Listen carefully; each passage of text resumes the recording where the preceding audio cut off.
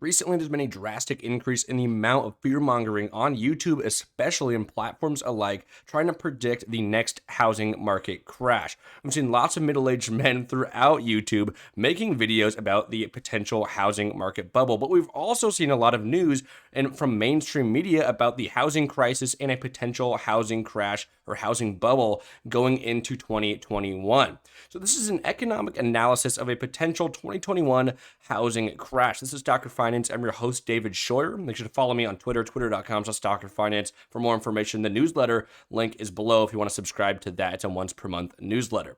So let's first start off by pondering the question, are we really in trouble or is it just fear mongering? And let's start off with some of the more positives about this whole situation. So first off, a positive, you could say that the federal funds rate is extremely low, which increases spending and supposedly helps get the economy going again after such a contraction in the economy due to the COVID outbreak. However, we have seen GDP rapidly increase back to, I don't want to say normal levels, but continue to increase on a quarterly basis over the past few quarters, signaling that we are definitely no longer in any recession territory, which is good to see as long as GDP continues to continue. Keep in mind, a recession is defined as a decline in GDP for 2 consecutive quarters. On top of that, 30-year fixed rates, 15-year fixed rates, and 30-year jumbo rates, etc., are all extremely low, which encouraging the purchase of homes. It also creates a seller's market because that means there's going to be more demand for people to own a homes since they have really good rates right now, especially for rental properties. If you have lower rates, that means you can make more money on your property, especially as rents continue to increase. Although we did have a decrease in some areas of the United States, such as New York and larger cities, where people were moving out, which created an increase in inventory in those areas. But another good point here is that we have mortgage delinquency rates and unemployment rates on a seasonally adjusted percentage basis declining since the 2020, I guess we could say, broad economic contraction. And so that is really good news for the overall housing market because delinquency rates are declining, unemployment rate is also declining, which means as the unemployment rate declines, that means there's going to be less delinquencies and people are actually, earning an income and able to pay their mortgages. All good news. On top of that, there's this article here. It says mortgage delinquencies are declining, but a rise is coming. And the average debt per borrower, according to Tim Glaze, rose to $220,244. However, if home price rises, of course the average debt will rise. I mean, this doesn't seem like a very good point to me. For example, if a loan on a home is $1 million, that's going to be greater.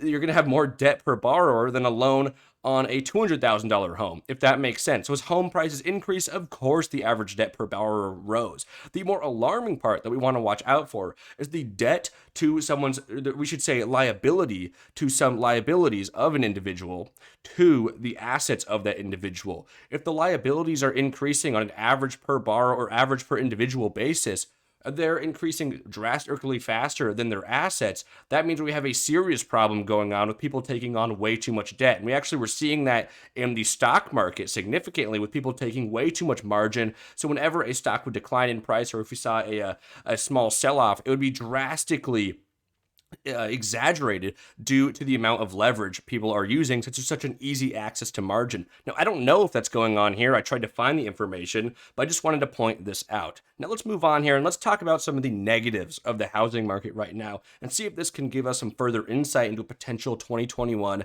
housing market crash. First off, let's go back and reiterate the employment situation. I kind of talked about it, how the unemployment rate was declining. However, one issue with that is that it's not declining fast enough, especially not for my liking. If you can look at this chart here on the left, the unemployment rate, this is seasonally adjusted, you can tell that it's really leveled off at around 6%, and it really hasn't declined past there for the past couple months. It'll be interesting to see what future reports say, and if it continues to decline, then it'll be some good news rather than bad news here. But with unemployment rate not just completely leveling off right now, not declining to previous levels, which were like slightly below the 4% mark, that is kind of worrying. And we're also seeing it start to level off on non-farm payroll employment, which is another indicator there, and it's not rising as fast as we would like it to. And that means that people aren't, getting jobs back as fast as we originally predicted. If the economy is not or is taking way longer to get going, then that's going to cause more people to foreclose on their homes. It's going to increase delinquency rates despite them continuing to decrease like we saw in the graph before. So this isn't the worst thing in the world, but I definitely would like to see the employment situation better than what it currently is. I want to see the unemployment rate closer to 4% and not leveling off at the 6% rate, which is still very high for our country. Now let's look at the monthly supply of houses, and this is kind of extremely alarming, actually. The monthly supply of houses is at a level similar to 2004, pre-2008, right before the 2008 housing crash, and that signals a significant demand for housing. That means, and what housing supply means is the number of houses available on the market, which is extremely low right now. So the monthly supply of houses is at 3.6.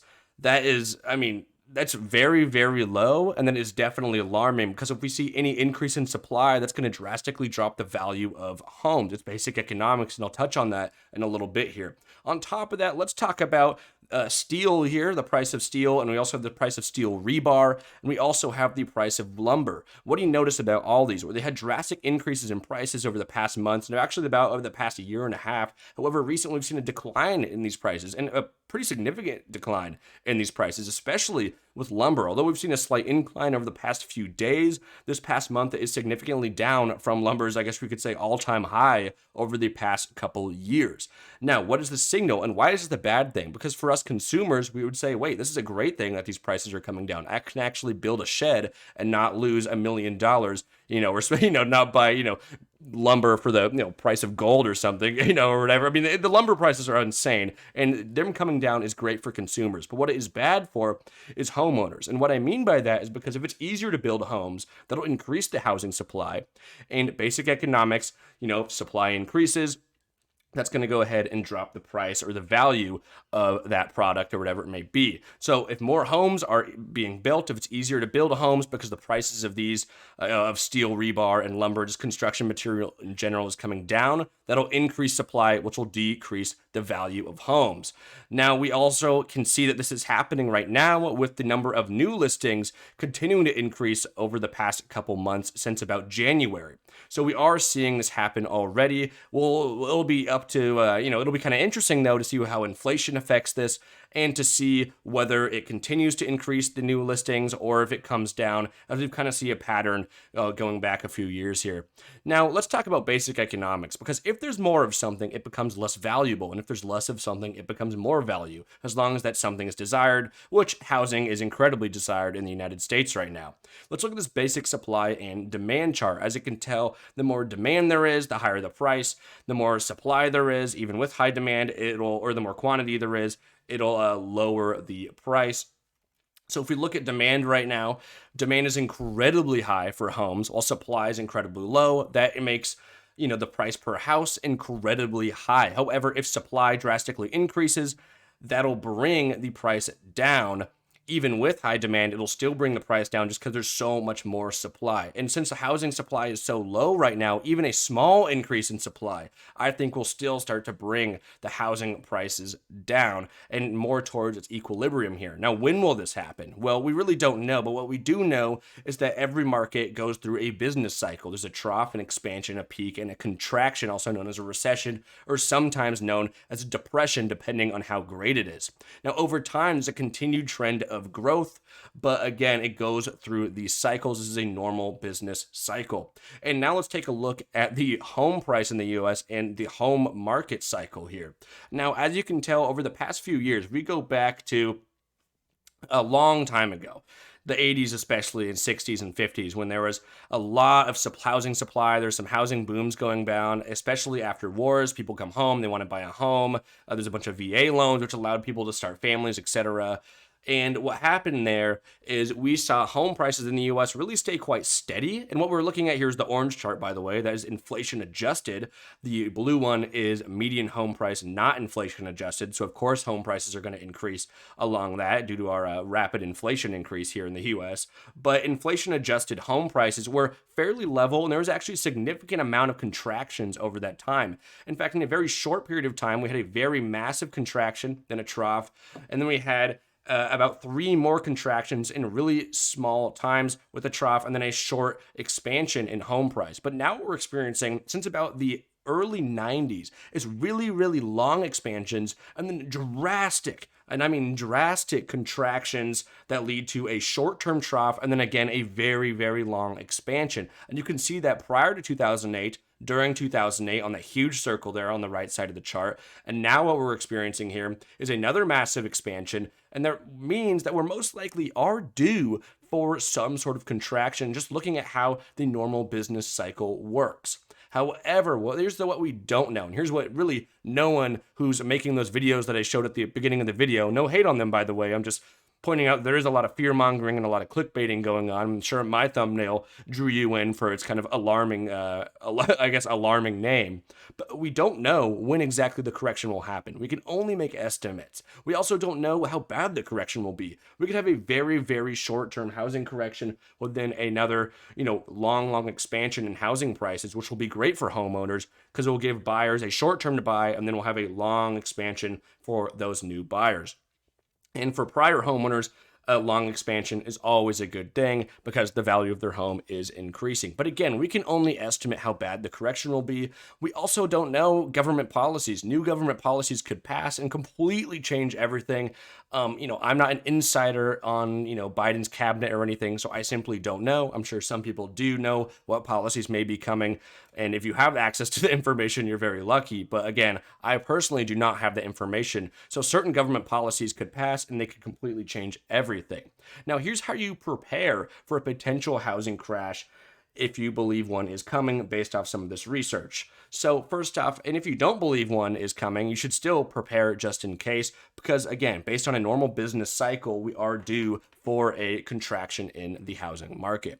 Now, first off, don't get fixated on a massive housing crash.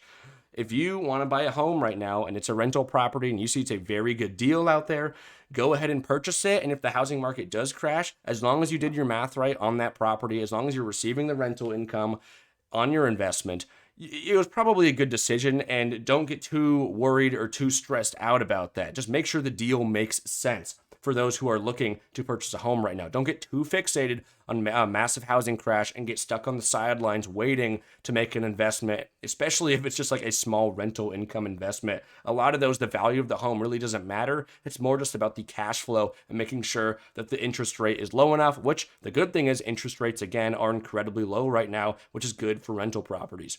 So also, the second part here is stay aware of what's happening. Look around and make sure you know what's happening. Obviously, home prices are extremely high right now, especially in certain areas, but there are other areas where home prices are coming down due to an increase in supply. If we look at like big cities such as Chicago, on top of that, if you look at New York, rental prices came down significantly. On top of that, we saw home prices across that area come down due to increase in supply because so many people were moving out of those areas, moving to places like Texas and Florida, Nevada, etc., where housing prices are going through the roof. So again, make sure to pay attention of what's happening in your area or the market around you, especially if you're planning on making an investment in the near future or the far future.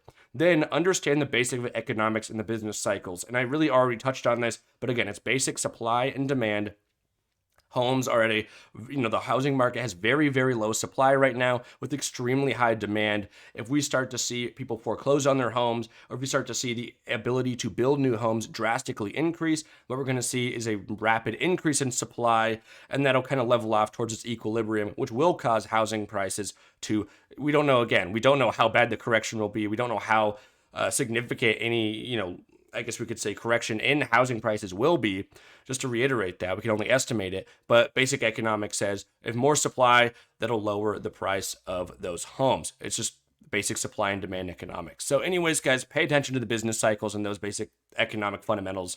But anyways, thanks for watching. I hope you enjoyed this video. Maybe it calmed your nerves. Maybe it didn't. Maybe it just simply gave you some insight. Make sure to drop a like if you enjoyed it and subscribe if you want more of this content. I generally don't do a lot of these economic analysis videos, but I really enjoy them. I'm going to have some more specific analyses on specific stocks and companies coming very soon. Twitter.com/StockerFinance for more information. Check out these videos as well as if you want to subscribe to the newsletter, the link will be below. It's a once per month newsletter where I do an analysis of a company and do some stock market education and stuff like that. It's fun and it's not going to fill your inbox. It's only once per month.